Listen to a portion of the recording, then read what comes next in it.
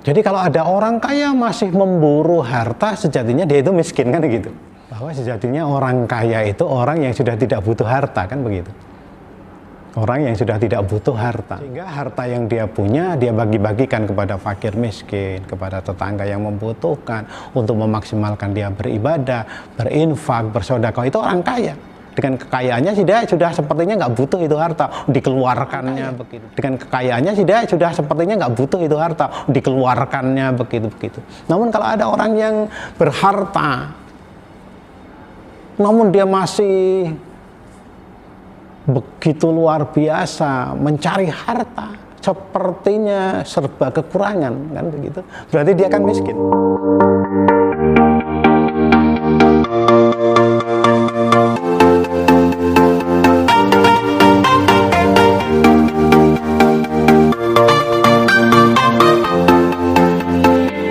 Terima kasih telah mengunjungi dan menyimak video sampai selesai. Semoga menjadi tambahnya inspirasi dan ilmu yang bermanfaat. Amin.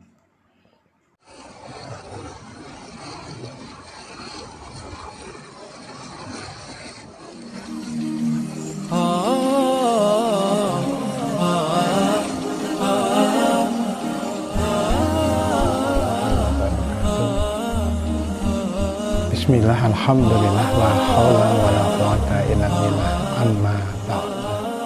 Kembali lagi sahabat inspirasi.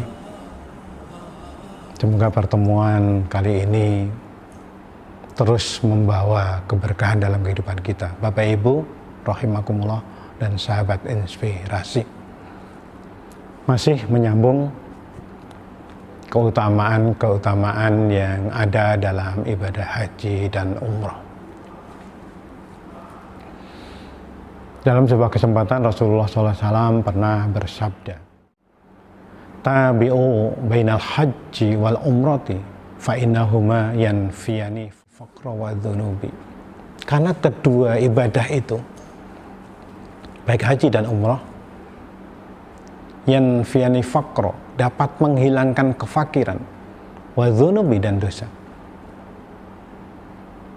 Jadi hadis ini memberikan sebuah dorongan bahwa salah satu hikmah, banyak hikmahnya, salah satu hikmah yang bisa diambil, keistimewaan yang bisa diambil, dialami bagi orang-orang yang melaksanakan ibadah haji dan umrah adalah kefakirannya dihilangkan oleh Allah.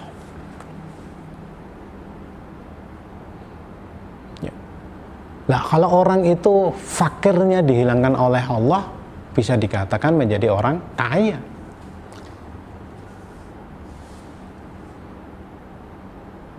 Ini bisa memberikan sebuah dorongan kepada kita bahwa kekayaan itu tidak mesti kekayaan harta benda. Kekayaan itu bisa berarti kekayaan hati. Karena orang-orang yang sudah tindak umroh, tindak haji, melaksanakan ibadah umroh, melaksanakan ibadah haji itu pasti orang-orang yang sudah memberikan sebagian harta rezeki dari Allah itu dikeluarkan untuk persiapan mereka ke kehidupan yang lebih baik di akhirat nanti, untuk memaksimalkan bisa melaksanakan ibadah-ibadahnya. Karena kita ketahui yang namanya ibadah umrah dan haji itu cukup membutuhkan biaya. Maka disinilah kita bisa melihat bahwa sejatinya hilangnya kemiskinan itu bisa berarti hilangnya ketergantungannya orang itu terhadap harta benda. Bukankah orang kaya itu sejatinya adalah orang yang tidak butuh harta? Jadi kalau ada orang kaya masih memburu harta, sejatinya dia itu miskin, kan gitu. Jadi ada pola pikir yang baik yang bisa kita ambil, bahwa sejatinya orang kaya itu orang yang sudah tidak butuh harta, kan begitu. Orang yang sudah tidak butuh harta. Sehingga harta yang dia punya, dia bagi-bagikan kepada fakir miskin, kepada tetangga yang membutuhkan, untuk memaksimalkan dia beribadah, berinfak, bersedekah. Itu orang kaya. Dengan kekayaannya dia sudah sepertinya nggak butuh itu harta, dikeluarkannya begitu-begitu. Namun kalau ada orang yang berharta, namun dia masih begitu luar biasa mencari harta, sepertinya serba kekurangan, kan begitu. Berarti dia kan miskin. Ya. Orang ini sudah berharta, namun dalam benak pikirannya masih kurang. Bahkan dalam mengupayakan hartanya, dia tidak melihat halal haram lagi. Ya. Korupsi, umpamanya, menipu, upayanya, merampok, umpamanya. Ya. Pokoknya dengan harta dia masih haus, masih mempunyai kekurangan, padahal dia orang kaya raya. Berarti sejatinya orang itu miskin, kan begitu? Sejatinya orang ini miskin karena masih merasa kekurangan harta. Sementara ada orang-orang yang biasa saja, seperti kebanyakan, ya, seperti kebanyakan. Sehingga dalam kasus-kasus orang tindak haji, orang pergi haji, pergi umroh itu kadang banyak cerita orang-orang biasa itu malah sudah pergi haji, pergi umroh.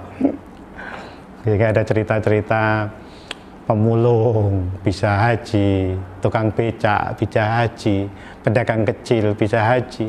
Ya, orang-orang biasa kan. Kalau dilihat rumahnya aja mungkin sederhana dalam kata. Nah, berarti disinilah bisa dikatakan ini orang sudah kaya. Allah sudah menghilangkan kefakiran dalam batin dirinya, dalam pikirannya, sehingga orang ini kaya, sehingga walaupun kelihatan kasat matanya ini orang biasa saja, sederhana, namun sudah melaksanakan ibadah ke Baitullah, bisa tindak haji, bisa tindak umrah, sejatinya oleh Allah sudah diangkat harkat kekayaan hatinya. Nah, inilah sebuah hikmah yang bisa diambil dalam sebuah peristiwa ibadah haji atau umrah. Maka hadis ini begitu luar biasa. Yanfiani fakro, dihilangkan kefakirannya. Wa dzunubi, dihilangkan dosanya. Sudah pernah kami bahas bahwa salah satu hikmah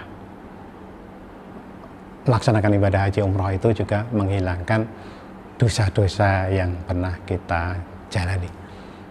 Semoga ini menginspirasi dan kita doakan kita termasuk orang-orang yang diberi kekayaan oleh Allah, baik kekayaan zahir ataupun kekayaan batin.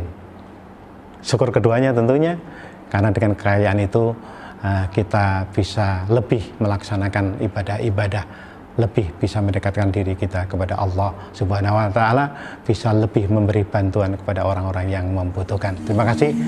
Semoga bermanfaat. Akhirul kalam. Wassalamualaikum warahmatullahi wabarakatuh.